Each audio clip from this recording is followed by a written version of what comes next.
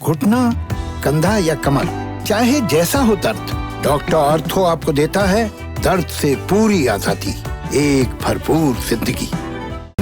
तो करेंगे पंडित जी, बहुत स्वागत है आपका कार्यक्रम में। और आज हम एक बहुत ही इंपॉर्टेंट टॉपिक पर बात करने वाले हैं। आप किस नक्षत्र में जन्मे हैं, उस नक्षत्र में जन्म लेने वाले लोगों का भविष्य कैसा रहेगा, भाग्योदय कब होगा, इस बारे में तो पंडित जी ने आपको पहले भी कई बार कालचक्र में जानकारी दी है। लेकिन क्या आप ये जानते हैं कि किस नक्षत्र में लगा रोग आपके लिए और ज्यादा खतरनाक हो सकता है, आपको मृत्यु के बराबर कष्ट दे सकता है? किस नक्षत्र में लगा रोग आपको बार बार सताएगा और किस नक्षत्र में आपका रोग जल्दी से ठीक हो जाएगा?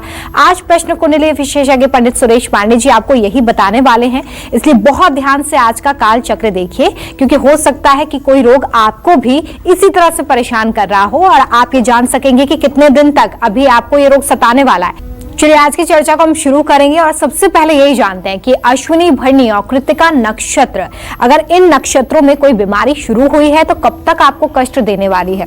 पंडित जी, इस दिन अगर रोगों की शुरुआत हुई है तो शास्त्रों में इसको लेकर क्या बताया गया है, इसके बारे में बताएं।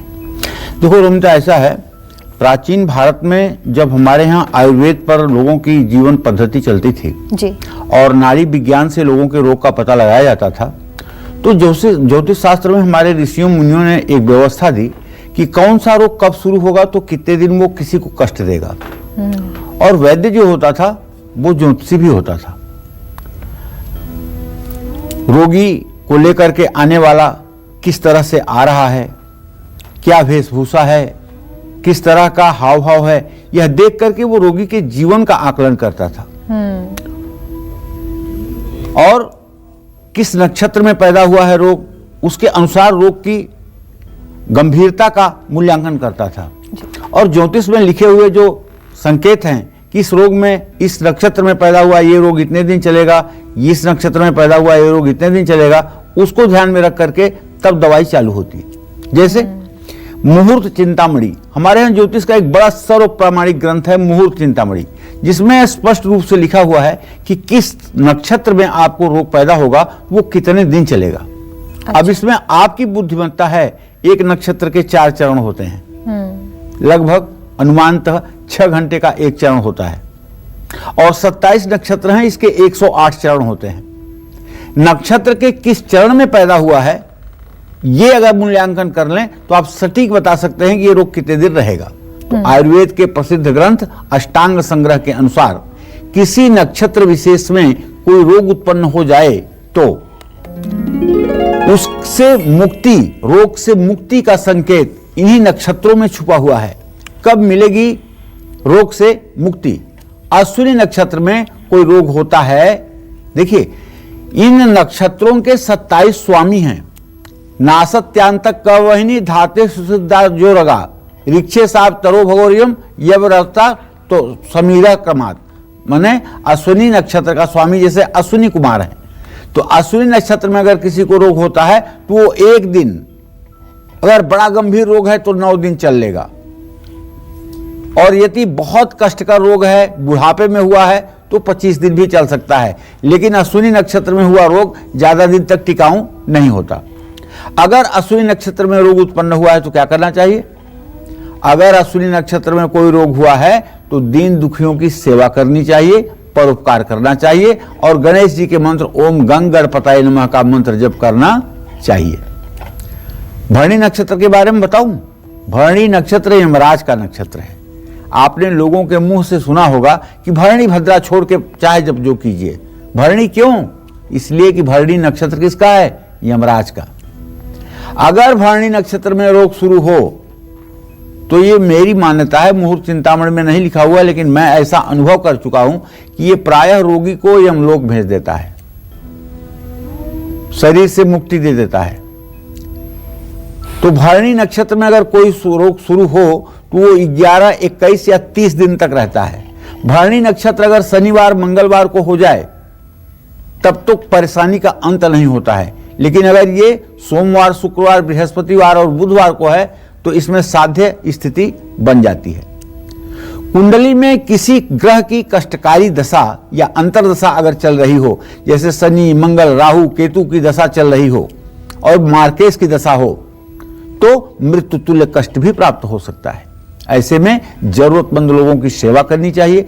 मां पार्वती और भगवान शिव और भगवान गणेश की पूजा करनी चाहिए। शिवलिंग के सामने बैठकर शिवालय में महामृत्युंजय मंत्र का जप करना चाहिए।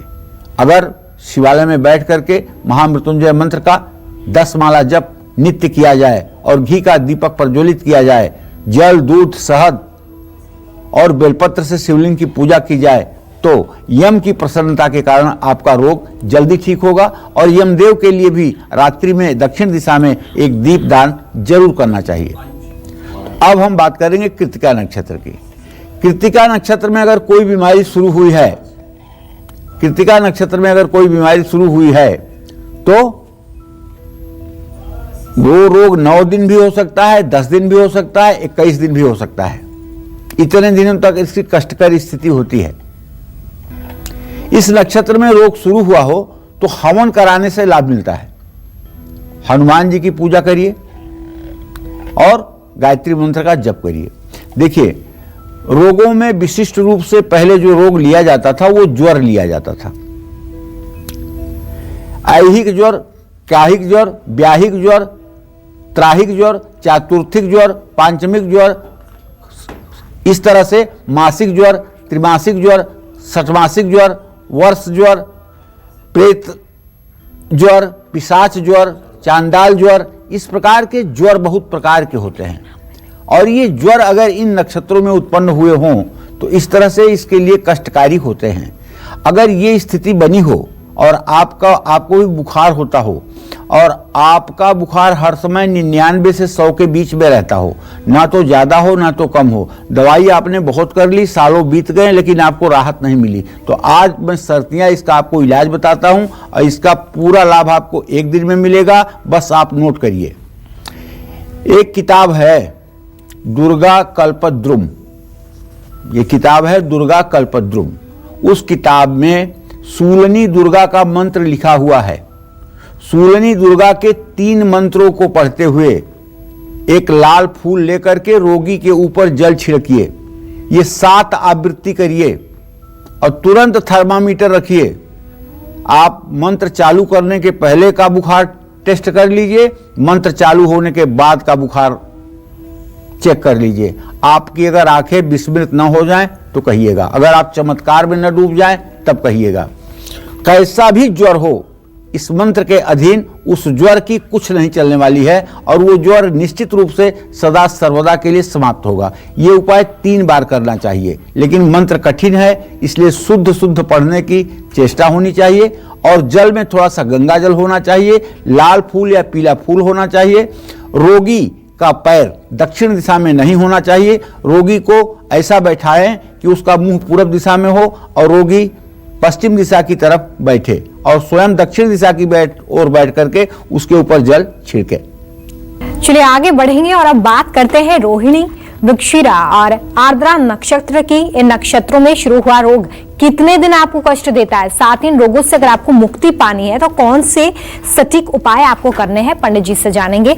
पंडित जी, इन नक्षत्रों के बारे में बताइए कि इन नक्षत्रों में अगर कोई रोग शुरू हुआ है, इन दिनों में कोई रोग शुरू हुआ है तो कितने दिन तक इसका जो असर है वो रहता है और क्या उपाय हमें करने चाहिए। देखो, रोहिणी नक्षत्र जो है चौथा नक्षत्र है। रोहिणी नक्षत्र में अगर कोई रोग शुरू हो जाए तो 3 दिन, 7 दिन या 9 दिनों तक रहता है। ये रोहिणी जो है सौम्य नक्षत्र है। रोहिणी अच्छा नक्षत्र है। 7 दिनों तक या 9 दिनों तक ये मतलब कि परेशान करता है।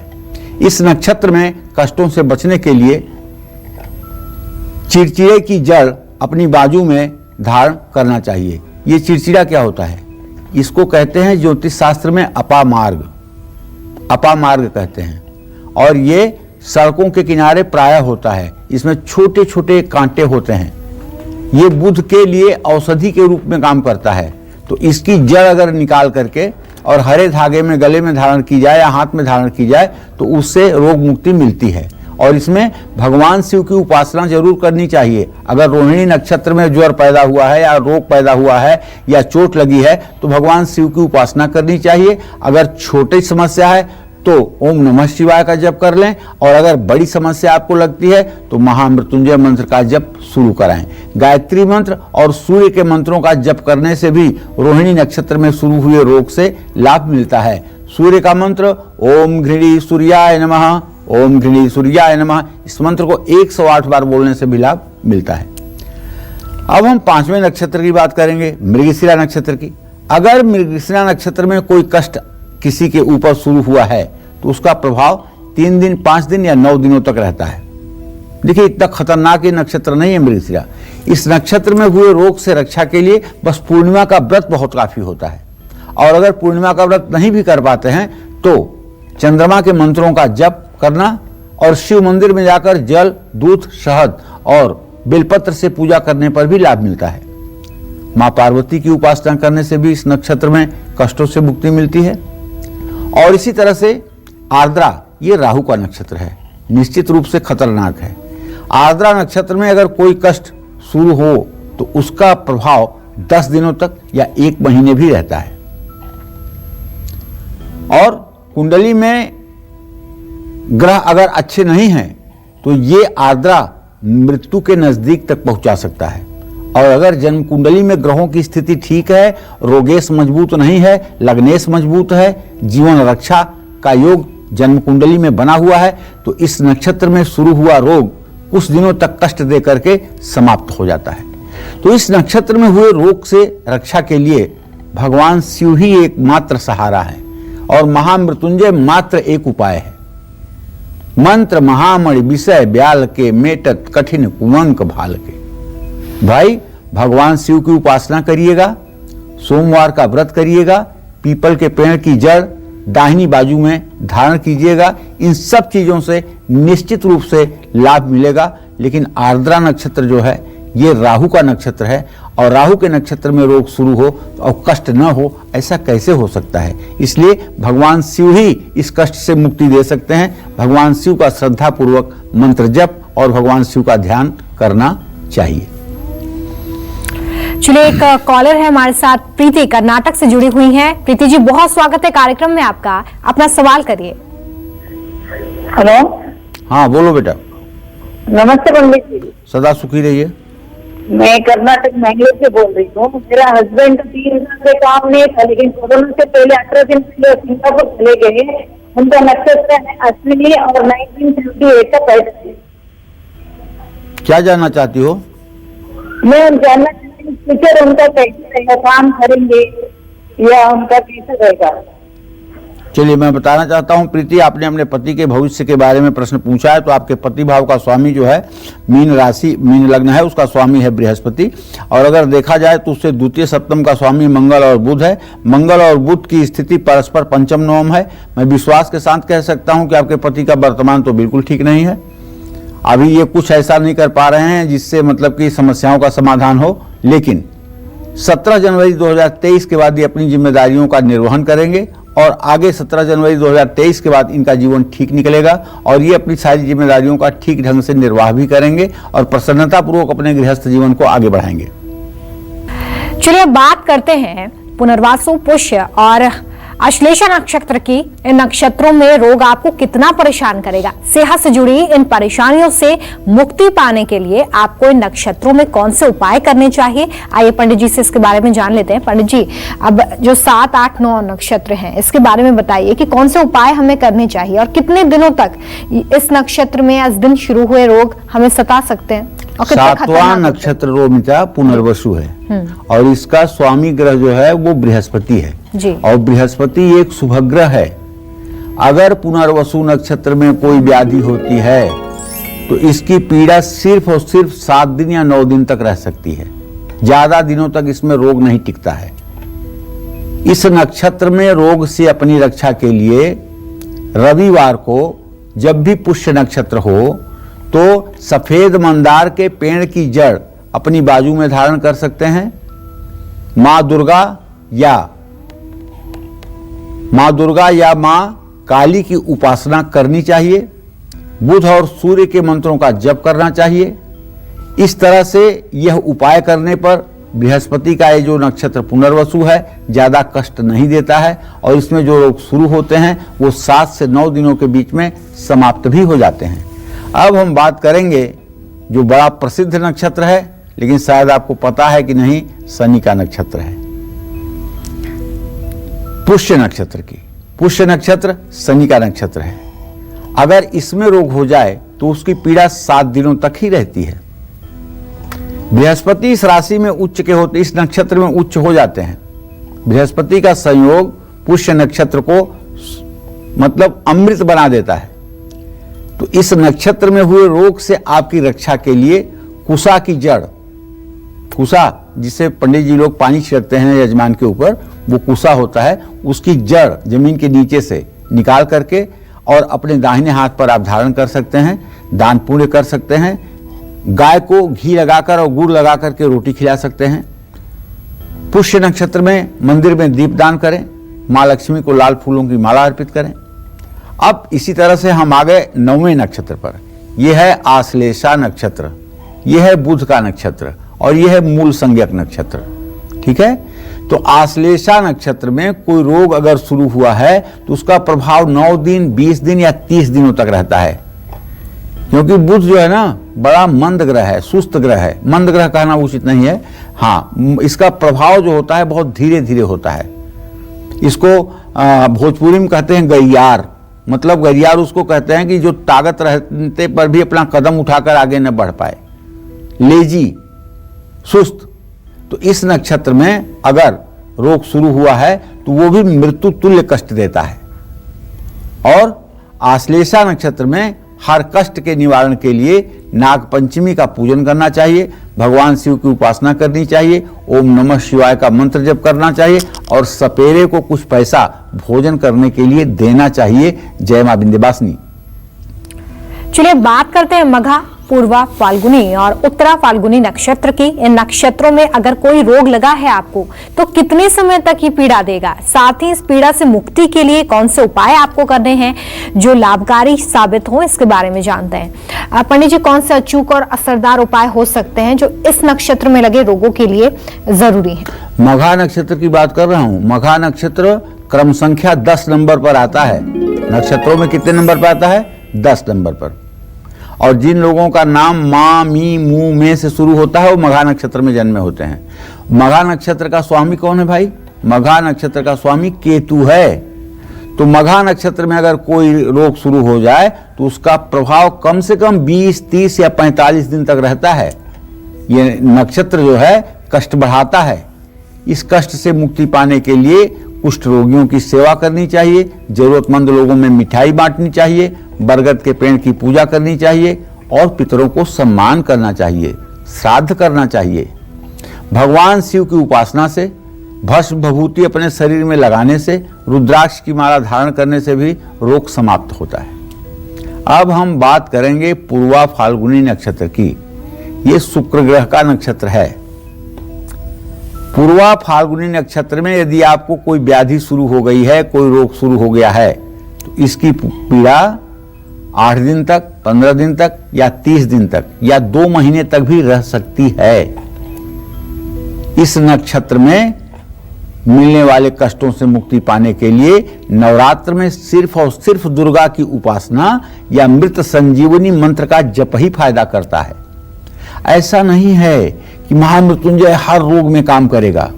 महामृत्युंजय मंगल, शनि, राहु, केतु जनित अगर कोई कष्ट है तो उसको चुटकी बजा के ठीक कर लेंगे, लेकिन अगर शुक्र से संबंधित कोई कष्ट है तो उसे दुर्गा ही ठीक कर सकती हैं, काली ही ठीक कर सकती हैं। इस विषय पर भी ध्यान रखना चाहिए।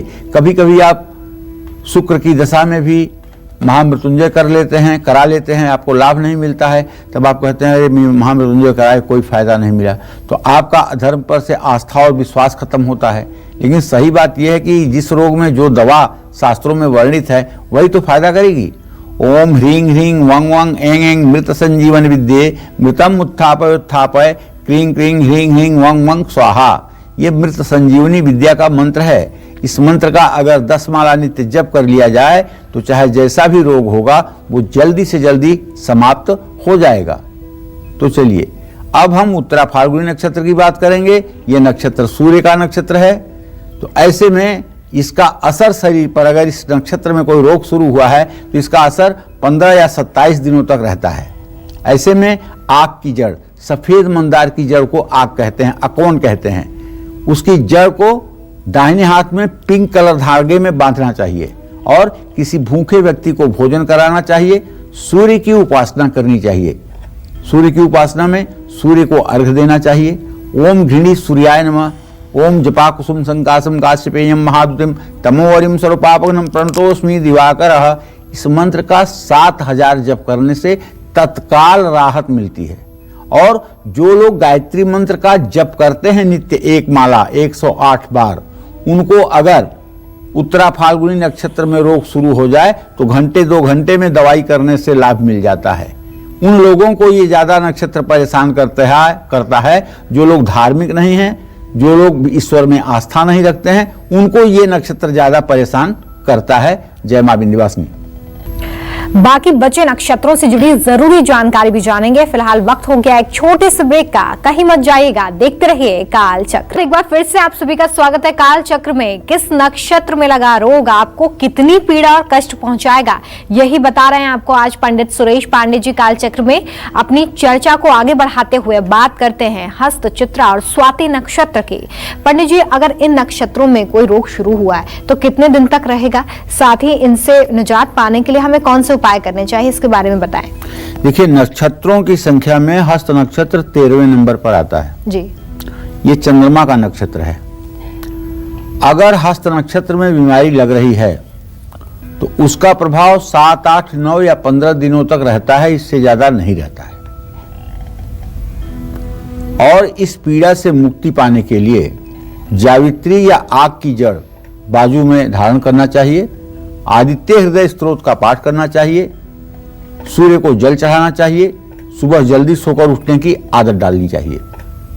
अगर इन उपायों को करने पर भी लाभ आपको नहीं मिल रहा है तो शहद से रुद्र सूक्त बोलते हुए या रुद्र सूक्त ब्राह्मणों के द्वारा बुलवा करके शिवलिंग का लेप करना चाहिए। परिवार का कोई सदस्य ये काम कर सकता है, माता पिता भाई बहन पत्नी कोई भी काम योग कर सकता है और इसका राहत, इसका रिलैक्स आपको एक ही दिन में महसूस होगा। अब बात करते हैं 14वें नक्षत्र की, चित्रा नक्षत्र की। चित्रा जो है मंगल ग्रह का नक्षत्र है। जो लोग चित्रा नक्षत्र में पैदा होते हैं उनके ऊपर मंगल की महादशा शुरू रहती है। तो चित्रा नक्षत्र में अगर किसी के ऊपर कोई रोग या कोई संकट आया है तो उसका प्रभाव 8 से 11 दिन या 15 दिनों तक रहता है। ऐसे में घर में तिल, चावल या जौ से हवन करना चाहिए। जानते हैं, तिल अगर आप 1 किलो लें तो चावल आपको आधा किलो लेना है और जौ आपको 1 पाव लेना है। तिल का आधा चावल, चावल का आधा जौ। अधिक अन्न जलाने से दरिद्रता आती है और काला तिल जलाने से सुख समृद्धि आती है। ये बात भी समझ लीजिए। जो लोग सिर्फ काला तिल, घी और चीनी से हवन करते हैं और उसमें कपूर और पंचमेवा मिला लेते हैं, निश्चित रूप से ऐसे लोगों की सारी मनोकामना श्री हरि विष्णु पूर्ण करते हैं। तो चित्रा नक्षत्र के अशुभ प्रभावों को कम करने के लिए माँ दुर्गा की उपासना करनी चाहिए। दुर्गा सप्तशती का पाठ करना चाहिए।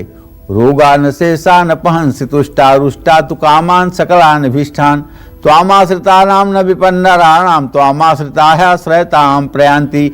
यही मंत्र जोर जोर से 108 बार रोगी के पास बोलना चाहिए और रोगी के माथे पर कोई बड़ा बुजुर्ग आदमी दाहिना हाथ रख करके इस मंत्र को 1 बार बोल दे, चमत्कार आपके सामने होगा। अब हम स्वाति नक्षत्र की बात करेंगे। स्वाति नक्षत्र में कोई कष्ट आए तो यह भी राहु का ही नक्षत्र है, स्वाति समझ के रखिएगा।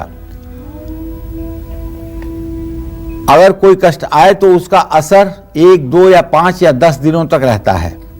ऐसे में कष्टों से मुक्ति के लिए गाय की सेवा करनी चाहिए, जावित्री की जड़ बाजू में धारण करना चाहिए, मां सरस्वती की उपासना करनी चाहिए और सबसे बड़ी बात है कि अगर रोग ज़्यादा दिनों तक का हो गया है और गंभीर रोग है, इसमें कोई घाव हो गया है या हड्डी में व्रण हो गया है या हड्डी टूट गई है, तब आपको तुरंत 7 तरह के अनाज 1-1 किलो व्यवस्था करके और 1 कंबल किसी जरूरतमंद व्यक्ति को दान कर देना चाहिए। ये दान करते ही आपके रोग की जो आक्रामकता है वो कम हो जाती है और दवाइयां फायदा करने लगती हैं, लाभ मिलना शुरू हो जाता है। और अगर कोई रोग विशाखा, अनुराधा या ज्येष्ठा नक्षत्र में शुरू हुआ है तो कितने दिन तक आपको इससे कष्ट होगा? साथ ही इन रोगों से मुक्ति पाने के लिए आपको कौन से उपाय करने हैं, आइए जानते हैं। पंडित जी, इसके बारे में बताएं कि अगर विशाखा या ज्येष्ठा नक्षत्र में, अनुराधा नक्षत्र में कोई रोग लगा हो तो कितने दिन तक पीड़ा देता है? देखिए, विशाखा नक्षत्र में अगर किसी को कोई बीमारी है, कोई व्याधि शुरू हुई है विशाखा नक्षत्र में, तो इसकी पीड़ा 8, 10, 20 या 30 दिन तक रहती है। ऐसे में काली गुंजा की जड़ बाजू में पहनना चाहिए, सुगंधित वस्तुओं से घर में हवन करना चाहिए। ये बृहस्पति का नक्षत्र है, भगवान शिव और भगवान विष्णु की उपासना करनी चाहिए। पीली मिठाई किसी वेदपाठी ब्राह्मण को खिलाना चाहिए।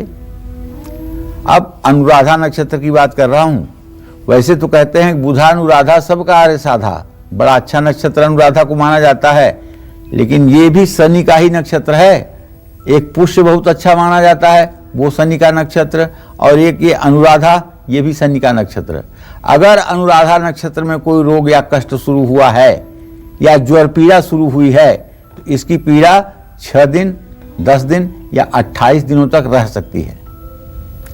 इससे बचने के लिए, अब ये आप सोचोगे कि 6 दिन भी कहते हैं, 10 दिन भी कहते हैं, 28 दिन भी कहते हैं, ऐसा क्यों? इसके गर्भ में एक बात छिपी है। वो बात ये है कि लग्न 3 प्रकार के होते हैं, चर, स्थिर, द्विस्वभाव। चर लग्न वो होती है जो चलायमान होती है, स्थिर लग्न वो होती है जो कुंडली मारकर एक जगह बैठ जाती है, द्विस्वभाव लग्न वो होती है जो शुरू के आधे तक चलायमान होती है और बाद के आधे तक स्थिर होती है।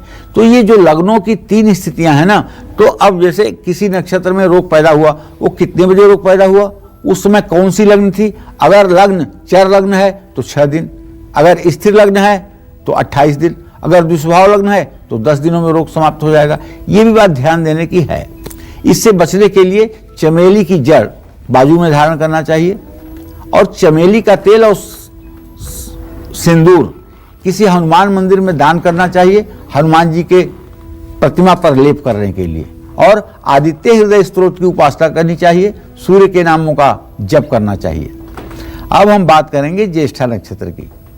ये नक्षत्र बुध का नक्षत्र है। अगर ज्येष्ठा नक्षत्र में कोई रोग शुरू हो जाए तो उसका प्रभाव 15, 21 या 30 दिनों तक रहता है। जानते हैं, यही ज्येष्ठा नक्षत्र जो है सबसे कठिन मूल का नक्षत्र है। इसका अंतिम चरण का 1 घटी माने 24 मिनट और मूल की शुरुआत की 1 घटी 24 मिनट में अगर किसी का जन्म हो तो ऐसे आदमी का पिता अतिशीघ्र स्वर्गवासी हो जाता है। तुलसीदास जी का जन्म इसी में हुआ था। जन्म लेते ही माता पिता दोनों को खा गए और एक दासी ने उनका पालन पोषण और भरण पोषण किया। पैदा हुए थे तो ही उनके मुंह में 2 दांत थे और राम राम कहते हुए पैदा हुए थे तुलसीदास जी, ऐसा हमारे शास्त्रों की मान्यता है। ये निश्चित रूप से अगर ज्येष्ठा नक्षत्र में रोग शुरू हो तब भी सावधान रहिएगा, और अगर ज्येष्ठा नक्षत्र में संतान पैदा हो तब भी बहुत अच्छे ढंग से मूल शांति कराइएगा। और मूल शांति के अंत में एक लाल शॉल या कंबल में बच्चे को लपेट करके और सीधी गाय जो हो उसके पास ले जाकर के गुड़ जो है कंबल के साथ सटा करके दिखाना चाहिए। गुड़ जब गाय खाएगी वो गाय के नथुने की हवा बच्चे को लगेगी तो मूल जिंदगी भर के लिए समाप्त हो जाएगा। ऐसे में इस कष्ट से मुक्ति के लिए भूखे व्यक्ति को दूध से बनी चीजें भी खिलानी चाहिए। और तो और भगवान विष्णु की उपासना करना चाहिए, बुध की शांति करानी चाहिए, विष्णु सहस्त्र नाम का पाठ करना अत्यंत लाभकारी होता है। जय मां विंध्यवासिनी। चलो बात करते हैं मूल पूर्वाषाढ़ा और उत्तराषाढ़ा नक्षत्र की। अगर इन नक्षत्रों में आपको कोई रोग लगाए तो कितने दिन तक परेशानी झेलनी पड़ेगी, साथ ही सेहत से जुड़ी इन परेशानियों से निजात पाने के लिए आपको कौन से उपाय करने हैं, जिसके बारे में से पहले भी पंडित जी बताते रहे हैं, ये जान लेते हैं। अब पंडित जी, 19वां जो नक्षत्र है, मूल नक्षत्र, और जो बाकी हुई बचे हुए नक्षत्र हैं, इनमें अगर कोई रोग लगेगा तो कितने दिन तक परेशानी होगी, क्या उपाय करने चाहिए इसके लिए? देखो, वैसे नक्षत्र रोमिता 27 होते हैं, एक अभिजीत को लेकर 28 नक्षत्र होते हैं, लेकिन मूल के नक्षत्र जो होते हैं 6 होते हैं। लेकिन मूल नाम एक ही नक्षत्र का है जो 19वां नक्षत्र है, उसका नाम मूल है। लेकिन अश्वनी, आश्लेषा, मघा, ठीक है, और उधर रेवती और उधर ज्येष्ठा और मूल, ये 6 नक्षत्र मूल संगत माने जाते हैं। इसमें कोई गफलत नहीं होनी चाहिए। तो ये बात समझना चाहिए कि मूल नक्षत्र जो है वो एक ही नक्षत्र को कहते हैं। तो मूल नक्षत्र में अगर कोई रोग उत्पन्न हो जाए या कोई कष्ट शुरू हो जाए तो इसका प्रभाव व्यक्ति पर 9 दिन, 15 दिन या 20 दिनों तक रहता है। मूल नक्षत्र में अगर आपको रोग हो रहा है तो इसका मतलब कि एक केतु का नक्षत्र है, इसके अधिपति केतु हैं। तो इन कष्टों को कम करने के लिए पहली बात तो पानी की बर्बादी ना करें, दूसरी बात किसी का दिल ना दुखाएं, तीसरी बात महामृत्युंजय मंत्र का जप करें, और चौथी बात भगवान गणेश की उपासना करें। और साथ में एक सफेद झंडा, त्रिकोण झंडा सफेद बनवाकर उसमें लाल रंग से ओम लिख करके और उसे पीपल के पेड़ में टंगवा दें बुधवार के दिन। मैं पूरे दावे के साथ कहता हूं, इसका आप रिस्पांस देखिएगा। पूर्वाषाढ़ नक्षत्र में अगर कोई व्यक्ति को कोई रोग या कोई व्याधि शुरू होती है तो ये शुक्र का नक्षत्र है। इसमें 15 या 30 दिनों तक वो व्याधि रह सकती है। इतने समय में भी अगर रोग ठीक नहीं हुआ तो उसका प्रभाव 2, 3 या 6 महीने भी रह सकता है। इस नक्षत्र में शुरू हुए बीमारी को बार बार दोहराने की स्थिति रहती है। बीमारी हुई फिर ठीक हुआ, फिर बीमारी हुई फिर ठीक हुआ, इस तरह की बातें होती हैं। इस कष्ट से मुक्ति पाने के लिए सफेद चंदन केसर के साथ घिस करके स्वयं भी तिलक लगाना चाहिए और अपने घर में सुगंधित पुष्प ले आकर के देवी देवताओं की पूजा करनी चाहिए।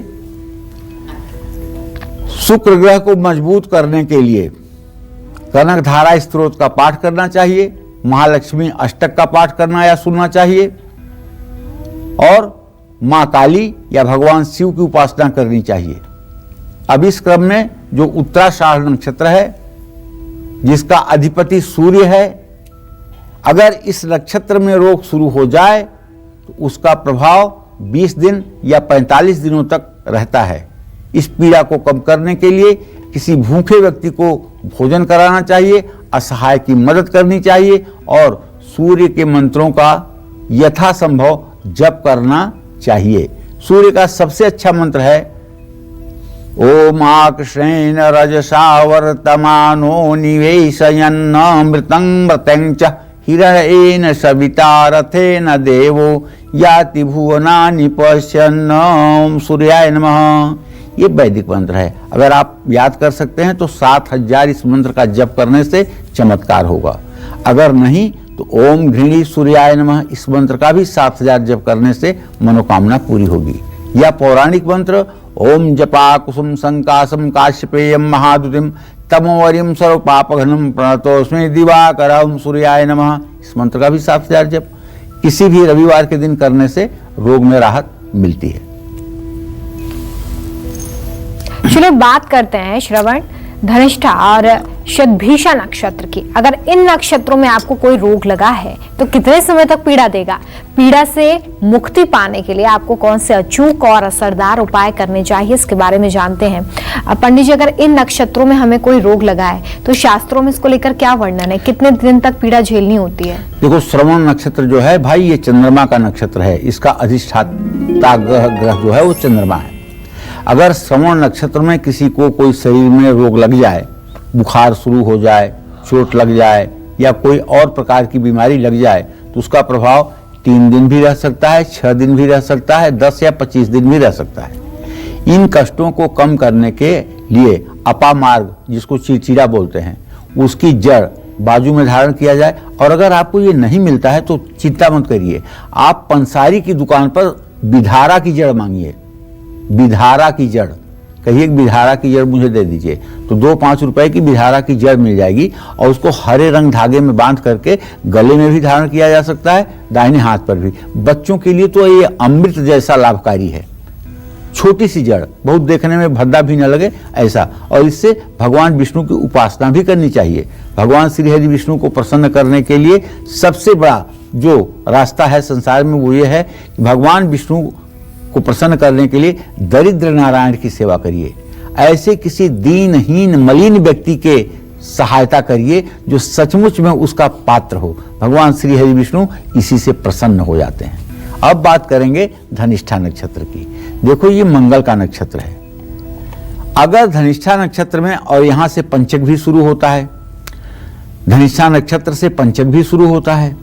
अगर धनिष्ठा नक्षत्र में कोई रोग शुरू होता है तो 13 दिनों तक इसकी पीड़ा रहनी ही रहनी है। और धनिष्ठा नक्षत्र में अगर कोई व्यक्ति मर जाता है तो उसके परिवार के और खानदान के 5 लोगों पर कष्ट आना ही आना है। इसीलिए उसके दाह संस्कार के साथ पुतल दाह किया जाता है। 5 पुतले भी बना करके उसी चिता में जलाए जाते हैं। तो कभी कभी इसका प्रभाव शरीर में 1 हफ्ता या 15 दिनों तक भी रहता है। तो ऐसे में धनिष्ठा नक्षत्र में यदि कोई रोग उत्पन्न हुआ हो तो उसकी शांति के लिए हनुमान जी की भी उपासना करनी चाहिए, गुड़ चने का दान भी करना चाहिए, और दुर्गा सप्तशती का 9 पाठ संपुटित रोगान शेषान पहन सितुष्टा रुष्टा तुकामान सकलान भिष्टान त्वामा श्रितानाम न विपन्नराणाम त्वामा श्रिता श्रयताम प्रयांत, इस मंत्र से संपुटित 9 पाठ एक दिन में कराना चाहिए और हवन करवाना चाहिए। हवन करते समय भूल करके भी कवच के मंत्रों का प्रयोग ना करें, वरना उससे सर्वनाश होता है। भगवान शिव की उपासना करें। अब सतभिषा नक्षत्र में कहेंगे कि अगर कोई रोग सतभिषा नक्षत्र में लग जाए तो इसका कष्ट 3 दिन, 10 दिन, 21 दिन या 40 दिनों तक रहता है। ऐसे में कष्टों से मुक्ति पाने के लिए हवन, यज्ञ, दान, पुण्य कराएं और भूखे लोगों को भोजन कराएं। चंदन घिसकर उसका तिलक करें। जय मां विंध्यवासिनी। चलिए बात करते हैं पूर्वा भाद्रपद, उत्तरा भाद्रपद और रेवती नक्षत्र के। नक्षत्रों में लोग अगर किसी रोग से पीड़ित होते हैं तो कितने दिनों तक कष्ट झेलना होता है, साथ ही क्या उपाय कर सकते हैं, आप जल्दी से जान लेते हैं। पंडित जी इसके बारे में बताएं। देखिए, पूर्वा भाद्रपद नक्षत्र की बात करने जा रहा हूं। पूर्वा भाद्रपद नक्षत्र में अगर कोई कष्ट की स्थिति हो जाए तो ये तो नक्षत्र ही सूर्य का है, तो इसकी पीड़ा 2 या 10 दिनों तक रह सकती है। कभी कभी इस नक्षत्र में शुरू होने वाले रोग 2 या 3 महीनों तक भी रहते हैं। इन कष्टों से मुक्ति के लिए तिल का दान करना चाहिए किसी यज्ञ स्थल में, या तिल, घी, चीनी से सूर्य के मंत्रों को बोलते हुए हवन करना चाहिए। और उत्तरा भाद्रपद नक्षत्र में शरीर में अगर कोई रोग उत्पन्न हो रहा है तो इसकी पीड़ा 7 दिन, 10 दिन या 45 दिनों तक भी रह सकती है। ऐसे में इन कष्टों से मुक्ति पाने के लिए पीपल की जड़ बाजू में धारण करनी चाहिए। भूखे व्यक्ति को मीठा भोजन कराना चाहिए। माँ दुर्गा की उपासना करनी चाहिए। विष्णु सहस्त्र नामावली का पाठ करना चाहिए। अब अंतिम नक्षत्र पे आ गए, कहाँ? रेवती। रेवती नक्षत्र में अगर किसी को रोग कोई पैदा हुआ हो या शरीर को कोई रोग लग जाए तो इसका प्रभाव 10 दिन, 28 दिन या 45 दिनों तक रहता है। इन कष्टों से मुक्ति पाने के लिए पीपल की जड़ बाजू में धारण करना चाहिए, उससे भी लाभ मिलता है। जय मां विंध्यवासिनी। शरीर निरोगी रहे, बीमारियां आपको छू भी ना पाए और परिवार का हर सदस्य हमेशा स्वस्थ रहे, इसके लिए आपको दिशाओं से जुड़ी कौन सी बात खास तौर पर ध्यान में रखनी है, आपको बताएंगे पंडित सुरेश पांडे जी। लेकिन एक छोटे से ब्रेक के बाद देखते रहिए काल चक्र। ब्रेक के बाद एक बार फिर से आप सभी का स्वागत है काल चक्र में। निरोगी काया के लिए आपको दिशाओं से जुड़ी किन बातों का खास ख्याल रखना चाहिए, आइए पंडित जी से जल्दी से जान लेते हैं। पंडित जी, ये सभी चाहते हैं कि वो स्वस्थ रहे, निरोगी रहे, कोई रोग ना लगे, लेकिन इससे जुड़ी दिशाओं की जो इम्पोर्टेंट बात है वो क्या हो सकती है, क्या खास ख्याल रखना है हमें दिशाओं को लेकर? देखो रमजा, हर व्यक्ति चाहता है कि ऋण, रोग और दरिद्रता, ये 3 चीजें उसके जीवन में ना हो। ना तो किसी का कर्ज रहे, ना तो कोई उसके पास रोग रहे, और ना तो किसी का मतलब कि किसी के लिए उसके मन में दरिद्रता हो। दरिद्रता का मतलब अभाव।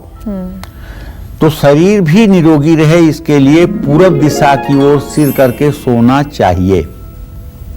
बेडरूम में भूल करके भी शराब नहीं लानी चाहिए और शराब का सेवन नहीं करना चाहिए। सुबह घर की सभी खिड़कियों को सूर्योदय के समय खोल देना चाहिए और भरपूर धूप आने देना चाहिए। इससे बैक्टीरिया और विषाणु सूर्य की किरणों से दोनों नष्ट हो जाएंगे। दोपहर 12 बजे से सभी खिड़कियों को बंद कर लेना चाहिए। जो गर्भवती महिलाएं हैं उन्हें दक्षिण पश्चिम दिशा के कमरे का इस्तेमाल करना चाहिए। हाई ब्लड प्रेशर के मरीजों को दक्षिण पूर्व दिशा के बेडरूम में नहीं सोना चाहिए। इस दिशा में अग्नि का प्रभाव रहता है, इससे ब्लड प्रेशर बढ़ता है। परिवार के बुजुर्गों को हमेशा दक्षिण पश्चिम दिशा के कमरे में रहना चाहिए। कमरे में कभी भी जूठा बर्तन नहीं रखना चाहिए। भोजन बनाते समय आपको अपना मुंह पूर्व दिशा में रखना चाहिए। दक्षिण दिशा की ओर मुंह करके भोजन बनाने से महिलाओं के शारीरिक और मानसिक स्वास्थ्य पर बुरा असर पड़ता है। पश्चिम दिशा की ओर मुंह करके खाना बनाने से आंख, नाक, कान और गले में समस्याएं पैदा होती हैं। इसलिए भोजन बनाने का जो सुंदर दिशा है, या तो आप पूर्व दिशा की ओर मुंह करके या तो उत्तर दिशा की ओर मुंह करके भोजन बनाएंगे तो वह भोजन अमृत की तरह कार्य करेगा और रोगों का शमन करेगा। क्या आटा भी आपकी आमदनी बढ़ा सकता है? क्या आटा भी आपके लिए सेविंग्स कर सकता है? क्या आटे से भी आपकी तरक्की हो सकती है? जी हाँ, ऐसा हो सकता है, लेकिन इसके लिए 5 अचूक उपाय कौन से हैं, ये जानने के लिए आपको काल चक्र देखते रहना चाहिए। एक ब्रेक के बाद एक बार फिर से स्वागत है आपका काल चक्र में। आटा कैसे बढ़ाएगा आपकी आमदनी, प्रॉपर्टी और बचत? आटा कैसे दिलाएगा आपको तरक्की? साथ ही आटे के कौन से 5 अचूक उपाय हैं जो आपको करने चाहिए जिससे आपका भाग्योदय हो सके? चलिए जल्दी से जान लेते हैं। पंडित जी, घर में रखा आटा जो है वो कैसे हमारी तरक्की में कारगर साबित हो सकता है? ये सुनने में बड़ा अटपटा लगता है, बताइए जरा। जिस घर में आटा होगा तभी तो उस घर की तरक्की होगी, तभी तो उस घर का चूल्हा जलेगा, तभी तो लोग सक्रिय रहेंगे। रही बात गेहूं के आटे की, तो देखो, जब गेहूं का आटा आपको बनाना हो, यूज करना हो, तो उसमें थोड़ी सी हल्दी डाल दो और हल्दी डाल करके उस आटे को गूंथ लो और गूंथने के बाद उसकी रोटी बना करके किसी गाय को खिला दो। निश्चित रूप से ये एक चमत्कार है। ऐसा करने से आपके अंदर की नेगेटिविटी जो है वो दूर होगी। और अगर आपको जोड़ों में दर्द रहता है और भयंकर परेशानी है आपको, तो आटे का एक उपाय आपको बता रहा हूं। आटे में हल्दी डाल करके और उसको गूंथ लीजिए, उसका पेड़ा बना लीजिए, पेड़े के आकार का, और उसके ऊपर थोड़ा सा गुड़ और थोड़ी सी चने की दाल भीगी हुई रख करके किसी गाय या बैल को खिला दीजिए। निश्चित रूप से लाभ मिलेगा। रुके हुए धन की प्राप्ति होगी, आपके घर में पैसा रुकेगा। शनिवार के दिन अगर गेहूं पिसवा रहे हैं, चक्की पर गेहूं भेज रहे हैं, तो उसमें 100 ग्राम काले चने और 100 ग्राम काले चने और 2-4 पत्ती तुलसी के और 2-4 पत्ती तुलसी के केसर के डाल करके पिसवाना चाहिए। ऐसा करने से आर्थिक तंगी, दरिद्रता दूर होती है और आमदनी का नया स्रोत मिलता है, दुर्भाग्य दूर होता है। आटे में चीनी मिला करके पंजीरी बना करके अगर चींटियों को डाला जाए तो इससे निश्चित रूप से भाग्योदय होता है और शनि के साथ साथ राहु केतु के अशुभ प्रभाव भी दूर हो जाते हैं।